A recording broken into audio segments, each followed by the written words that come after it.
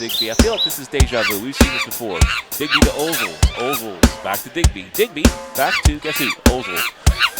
Ozel takes it down below to Guerra. Guerra over Guerra. Shot. Intercepting the pass in the neutral zone. Steno can't hang on to it. Guggens and Steno on the near side boards, working it, trying to work that puck. It's under Odessa's body. Over to Ozel. Olzel's to Digby. I feel like this is deja vu. We've seen Olzel's. Digby to Ozel. Olzel's back. Digby. Back to, guess who? Olzel's.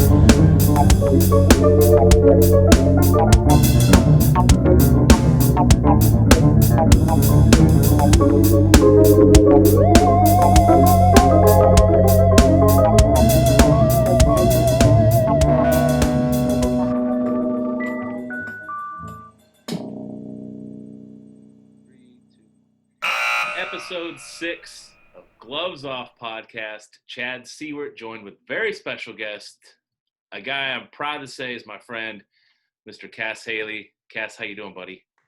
I'm doing good, man. How are you doing? I'm doing good. I'm living the dream. We've got the ice in the background. We're going to be getting going with hockey here before you know it, and hopefully at some point life will return to normal. I hear you, man. I am ready. I know you are. All right, well, listen, so we won't take a whole lot of your time. I know you're busy there on the farm. By the way, my wife is incredibly jealous of everything that you post from your farm. Tell her it's all fake. say, honey, showbiz. Showbiz. This is all fake. All right, well, it's all. This is what I tell people, because I have cynical sort of friends that are like, yeah, it looks like you're doing pretty good there on the farm, Cass. Like you're in like some kind of utopia or something. And I was like, look, this is all just a dream. You know what I mean? It's like you're missing out on me telling my kids, you know, flipping out on them and stuff. That all happens too, you know. And there's a lot of vegetables that don't grow very well. This is true. It's harder than it looks to grow vegetables. I will agree with that. I've been working on it for 5 years. Well, one of these days you'll get it. Yeah. So, Cass, we being me, the royal we, first learned about you in the Dallas music scene. We were both in bands in the early 2000s, you of Woodbelly. And I remember, I think our buddy Tom, I remember we went to see you. It might have been at Dot. He's like, you're going to really dig this band, this Woodbelly. And, dude, blown away by the voice, and you guys were a three-piece.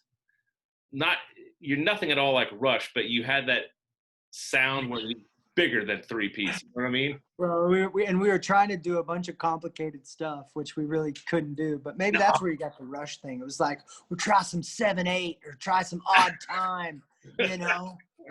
And it's probably because I had a high voice too, you know. We're playing some off stuff and me having a high voice, and you know, Woodbelly was fun, man. It was I had just moved to Dallas from Paris, you know, and I was into a lot of wacky music, and it was sort of like a mixture of all the psychedelic stuff that I was into, and I just started listening really to reggae, so we would throw in a reggae song every now and then, but it was a little bit more like sort of upbeat, sort of psychedelic-y. I mean, you know, I was into like Trippin' Daisy and bands like that, you know. Of course. Well, you went to national prominence a few years down the road with America's Got Talent, runner-up the second season. Is that right? Second season? Yep, I'm the first loser. First loser of the second season. Okay, so we were hanging out a lot back then. Like, that was a weird deal. How did you get involved with trying out? Did you just think, what the hell? Well, go for it. Back. No, I didn't think that.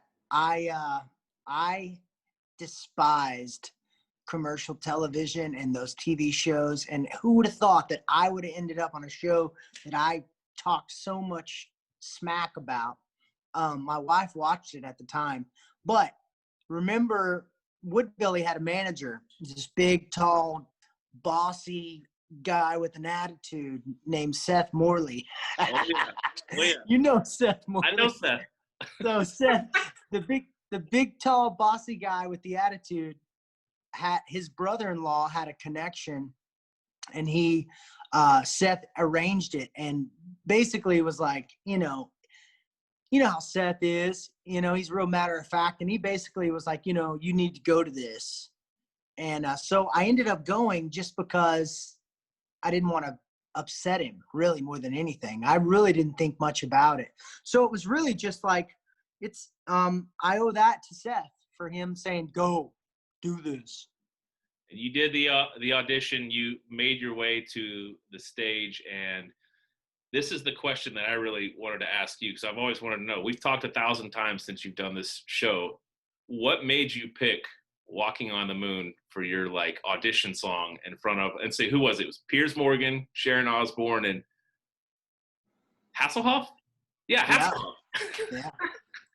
And Hasselhoff's a pretty cool guy. That's what it's like. He's much cooler when the camera's off as well. I felt like he like, the minute the camera turned on is the minute he like started into this role that was like, I mean, he was way more serious and nice and friendly and seemed like solid when the camera was off. And when the camera came on, he like turned into this goofy dude, man.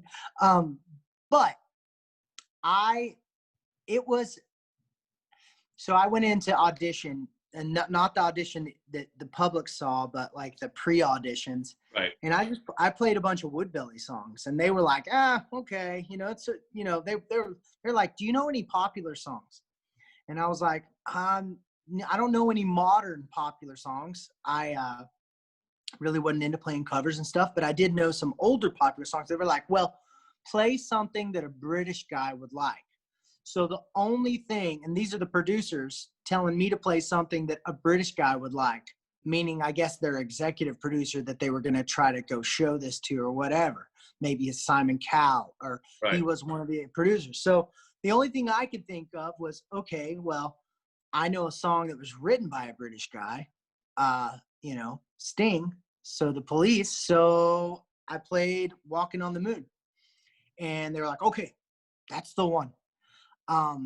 And I left when I first auditioned with that song. I really didn't think that they were interested in me at all whatsoever, because, and this is not what you saw, this was like the pre-auditions, because they had like had me play 5 or 6 songs, and they're like, okay. And then I left. I threw all my stuff away, all my membership stuff, and I remember walking out of the audition, and this other British guy saying, you're going to regret, I can't even do the accent, but you're going to regret that. You're going to regret throwing those things away, because, basically like he was basically giving me a hint that I was going to make it, onto the show. But I really didn't see it happening, because I was so unprepared that day and hadn't put any thought into it, and was like in the clothes that I had wore from the night before playing at the corner bar. Over off, you know where the corner bar is, Yeah. Don't you? Yeah. But and then the next thing you know, I get sent a 200-page contract to sell my soul to NBC and Psycho Music, saying, come on down and be on our TV show. That's crazy. And Piers Morgan said you sang that better than Sting. And I think, have you gone back to look at how many hits like the YouTube videos see? Yeah, every now and then I'll venture back. For the first couple years, I pretty much that's all I did was just read through the comments of that video, and it caused some kind of neurosis in my brain too, because I was like, standing in the shadows of like, oh, it was like for about every 10 comments, there would be a guy that says, this guy looks exactly like Bobby from King of or Drew Carey. That was another one that they Drew Carey. But yeah, it's got a lot of views, and that was early sort of YouTube and early internet. Someone behind you, so it was sort of the early the land of things going viral.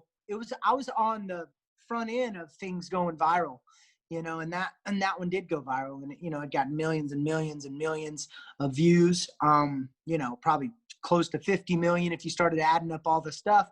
But then now that's nothing, you know. Yeah. People have hundreds of millions, you know, of views.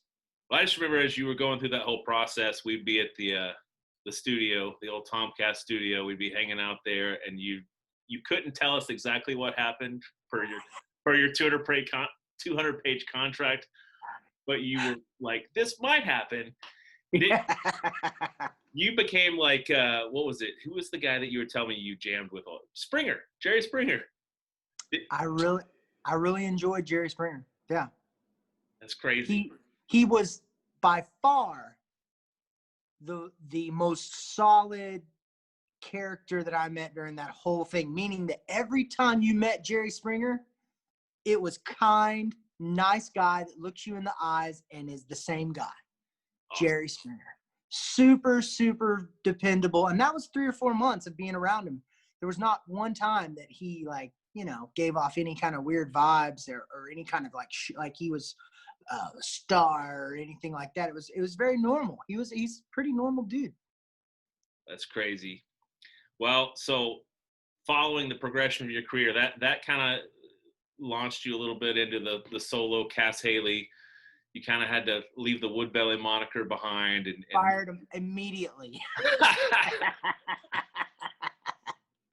And then, you know, you're traveling the world, you're doing big gigs, you're doing things, you're making great music. I think your first album was like number 2 in the reggae charts. It went really high. Yeah. I forgot what it was. It did really good. I think for the year it ended up being like number 6 or something. But like that first, like it was charting on iTunes and on Billboard those first week, and it was number 1 coming out. And then for the whole year, it ended up being like number 6 or number 8 or something like that. But you know, it was a hot time. You know, I just came off of a TV show, and it was, you know, it was really cool. I mean, those kind of things like that. I'm glad I got to experience a little bit of that. Of like, you know, those TV shows are really. It's one of those things where the first year that you're on them is the year where, you know, it's still going to have some buzz and things are still going to happen. It gradually just year 2, it just slowed down to like a nice medium, low middle class career where I was still able to make it, but it wasn't like being recognized everywhere I went like the first year or 2, you know. But it was a good learning experience on how fickle. Oh, you froze. Oh, there was. You froze up for a second. Dang internet. Well, okay, so Brahma fans will know and recognize you because 2 reasons. Number 1, that year, 2008-2009 season, you sang the national anthem for our home opener. Remember that? Yes, I do. That was great. And because of you. That's right. And we won the championship that year. So all right. good vibes there. And then the second thing that they'll recognize you for is the latest venture that you've had, which was this contest, not necessarily a TV show, but tied to the Lincoln Car Company for what was it, to be the spokesman of the. So it was a songwriting competition where the prize that you won is you win a new car. Right. And you win a talent contract as like an ambassador for the new Lincoln Corsair campaign. And it's a new, their new small SUV that they've released, that they've replaced one of the, I guess that, what is it, the MKC or MCK, whatever that last one was. So, yeah, I got to be a part of this pretty incredible songwriting competition that was mentored by John Batiste, and he's on the Late Show, right, with Colbert. He's the music guy from that, incredible piano virtuoso guy, and it was pretty cool because I won the contest. I found out about the contest online, and I hadn't thought about entering a contest since I didn't think about entering AGT. And and literally, it seems like I'm looking for contests because I keep on getting myself into contests, but I'm really not. So on Instagram, I seen this ad and it had Matthew McConaughey talking about, charting your course and, and it had this real like sort of introspective, deep feeling. You know how McConaughey just takes you right to the mystical Texas version. And so, and I really was like, it was really resonating with me. And we had written this song over the summer, and it was like, the song was about 2 or 3 months old. And it was about a similar thing about like, the importance of presence and the importance of your journey and the importance of being able to push through and to chart your course. And I looked at Cassie and I said, we have to enter this. And I knew in every cell in my body that I had to do this. It was really a strong kind of thing, which was very strange. I've never experienced before, like absolutely knowing you got to do this. Besides for playing music, I've always known that I have to do that. But this was like another sort of thing. And it felt really odd because it was so strong. So I did it. And within 2 weeks, I found out I was a finalist. And that's all that I knew at that point was that there was some money involved for being a finalist. So like if you were a finalist, you were going to win $17,000 and you were going to get a chance to be in a commercial. So I thought I would win 17 grand. A couple guys would show up at my house and they would film something and then maybe I would get picked for a commercial. But what it was, they picked 4 people and they filmed, they sent like a pretty large film crew to Paris. Like it was like, yeah. I mean, there was probably 30 people, obviously not all filming, but like a staff, they brought Hollywood to our farm and they filmed a little mini documentary over 3 days about the song and about our family and about like what we're about. And then that was posted online and each contestant that got picked had this little documentary. And then the American public voted for a month ending on the night of the Grammys, and we all were present at the Grammys, and our little commercial part of our documentary aired during the Grammys. And then that was America's last night to vote. And we came away and we won. So it was incredible. We didn't know, the whole idea of going to the Grammys and then that's just the start of it. Yeah. So then they sent us on a tour. They sent me on a tour to meet up with different mentors, actors, and singers to sort of coach on the song and give me some advice for my career. And, the whole idea of the thing was Lincoln taking an artist and giving them the spotlight for a minute, helping on that great American road. Yeah, in that car, in that sanctuary. It's pretty cool, and it's been a really great experience with the whole thing. I ended up getting to film a short film that was all about our story and the song, and it Matthew McConaughey made an appearance. Yep. John Batiste, the legendary John Cleary from New Orleans musician, traditional jazz, great, fantastic player. Chawa, Tank and the Bangas. It was really cool. So if you're interested in checking that out, you can go and check out The Musical Journey of Cas Haley, Chart Your Course. And I've definitely seen it, and I think we'll share that with our Brahma fans. They'll they voted for you. Please do. And then we also filmed a few different commercials. So right now you're probably the commercials are on, all over on every major network and stuff like that. So. That's awesome. I'm always happy to see Cas succeeding. Well, I just keep on at it. That's the secret to it all. Is you just keep on failing until you don't fail. Well, Cas, we're about out of time, but would you do us a favor and play us a song? Whatever you want, man. Yeah, I'm gonna play you the song that I won the competition with. It makes sense. It's called Every Road I'm On. And the last line is, every road I'm on is my home.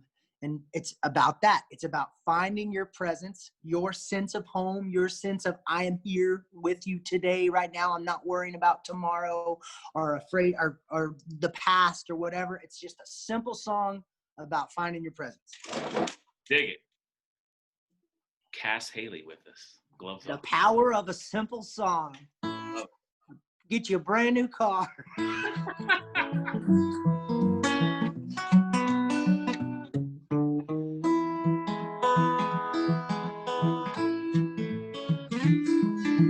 Take me down the road that I've been given.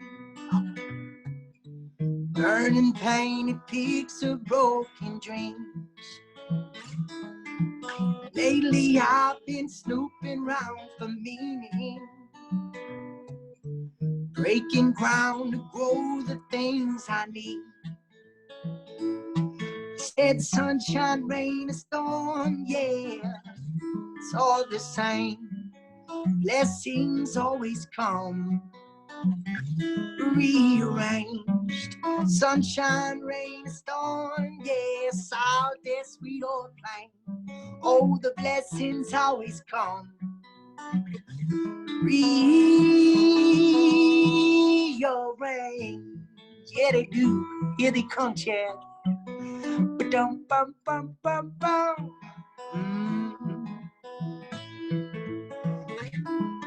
Shopping round the scene for inspiration.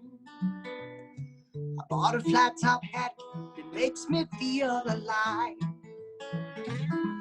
I'm facing facts without looking back. I'm gonna roll the dice without thinking twice. The only plan I have is here right now.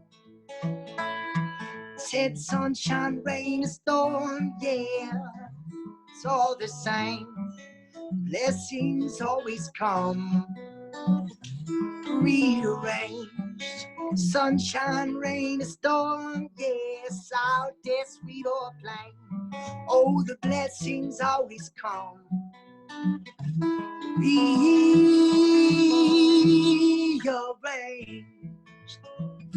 Here they come. Dum bum bum bum bum. Oh yeah, here they come.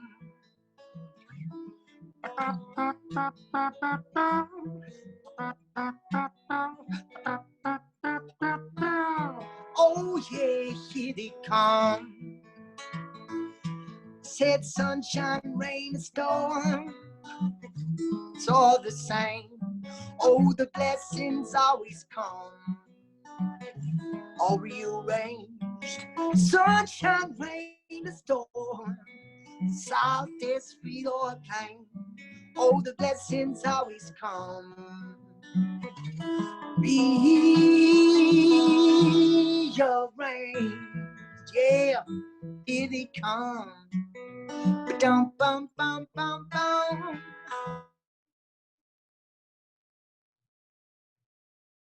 Me down the road that I've been given. Every road I'm on is my home. All right. Thank you, buddy. Thank you, buddy. That's awesome. You're Cas, very welcome. We got to get together soon. Appreciate your time. Sounds good, man. Thank you, Chad. And I look forward to seeing what you got next. Love you, brother. Oh, love you too, man. Thank you, guys. Go Brahmas. Love it. Thanks, buddy. Cool, man. Thank you, dude. Have a good one. Talk to you soon. Crazy Cat, did you see that? Unbelievably unstable. I have not seen instability like that since probably my bachelor party. Chad, how are you, man?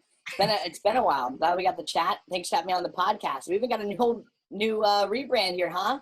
Out with the old, in with the new. I like it. Gloves off. Well, listen. Hey, girls. Sam, this is not like Penn and Teller. Sam does actually talk. From time to time, as necessary.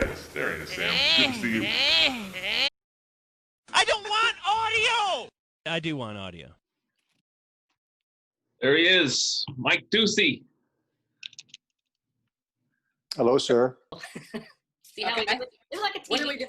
When does this go live? Probably. Or not live, but when do you air it? Probably the end of the week. We'll see. There's going to be a lot of post-production that goes on. Probably by the end of the week. Something like that. Like hype mic. Anyways, let's go. If it's clear, it's fine. It's clear. Okay. I'm going to intro the show and intro you, and then we'll hit it. Hey, buddy. Sounds good. Got me? I got you. Awesome. All right. I'm trying to see if this works.